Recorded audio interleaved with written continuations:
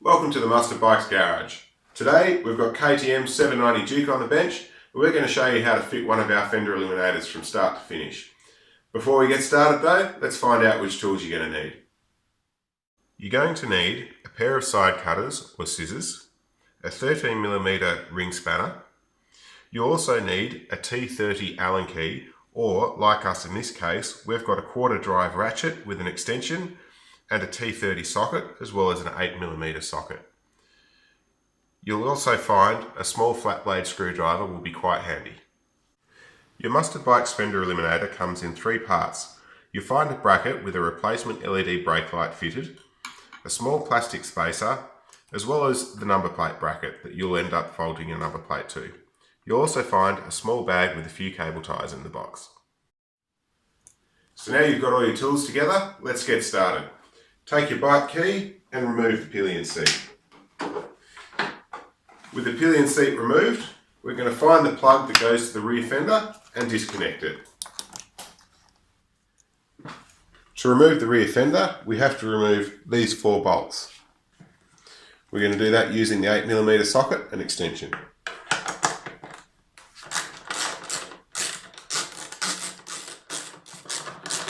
As you remove this last bolt, just remember that the rear fender is going to come away. So grab it with a hand so that it doesn't fall to the ground.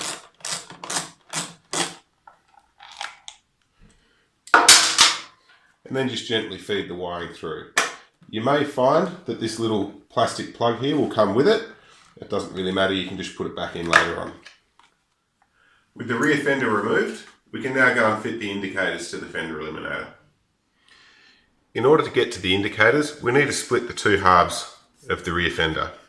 We're going to do that by taking our ratchet with our T30 socket and removing these three screws that hold the two halves together.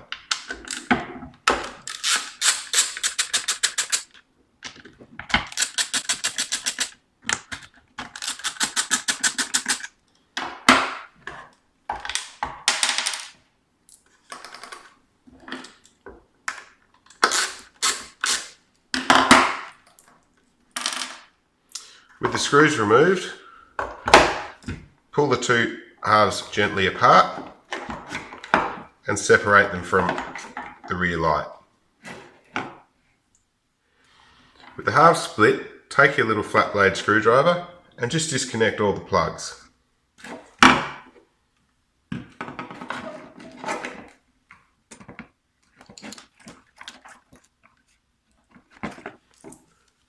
We need this at the later stage.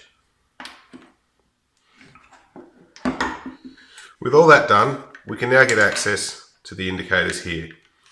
You can remove these rubber holders to remove the wire completely, and then use a 13mm spanner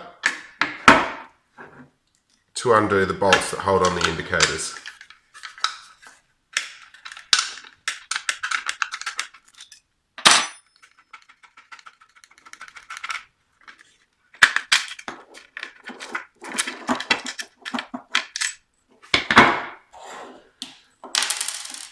Obviously, we then do the same to the other side. With both indicators removed, take the middle section of your fender eliminator, which is the piece with the brake light fitted. We're going to start with the indicator that has the green tag on it. This goes on the left of the bike once it's fitted to it. So just make sure you get that one on the right side. Feed it through the larger hole, followed by the flat washer,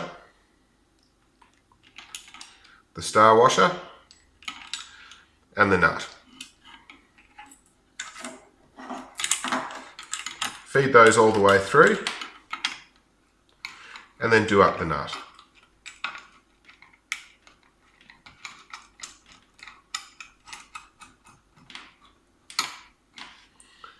Do that up nice and tight using your 13mm spanner.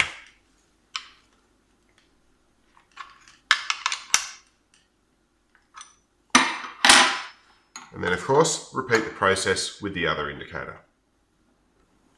Before we go to fit the fender eliminator to the bike, we're just going to take a couple of the small cable ties and tidy up this wiring here. This will just help keep it in place when we fit it to the bike. So I'm just going to run the first one up here Oops. Nice and close to where the brake light wires come through.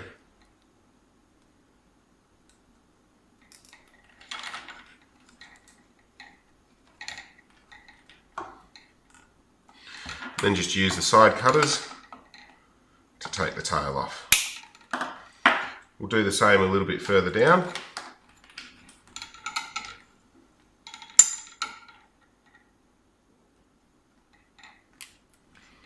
Once again, just keeps these wires together. Once we've done that, we can take the little sub harness that we removed earlier and plug all the parts back in.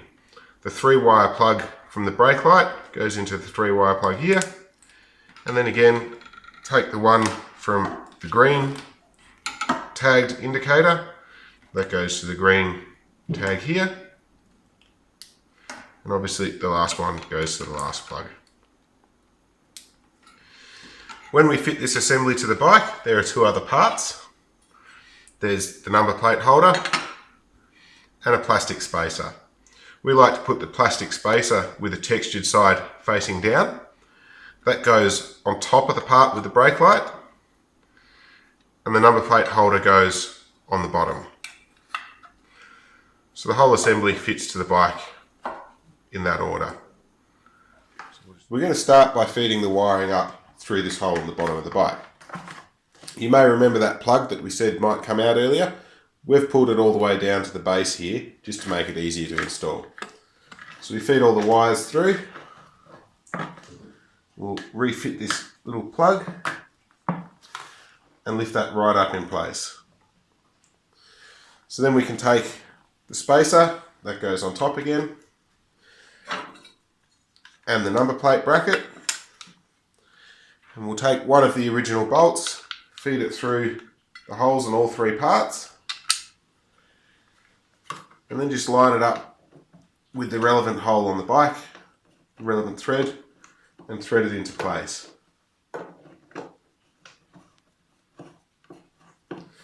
Just until it holds it there. We can then go and fit the other 3. We're just not quite going to tighten everything just yet. We're just going to put the bolts in place to hold the Fender Eliminator in the right spot. So as we're doing this, we just want to make sure that the wires are not getting crimped between the several parts of the Fender Eliminator. Now with all the wiring in place and the Fender Eliminator being held where it should be, we're just going to re-plug this original plug back in place. And we'll just tuck the wires in. Just be careful, there's a few solid bits on these wires from the indicators. We don't want to bend those as we tuck this in place. Before we go any further, we're just going to quickly take the key and turn on the ignition. With the ignition on, just check that all your lights are working correctly.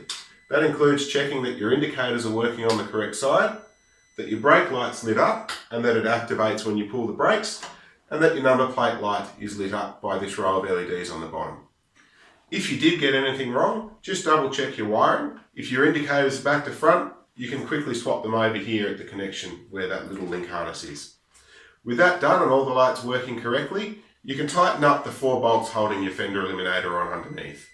All that remains then is to refit your pillion seat. Now that your installation's all done, all you have to do is fit your number plate and enjoy your new bike. We hope you found this video informative and helpful, and we hope that you haven't found any issues along the way.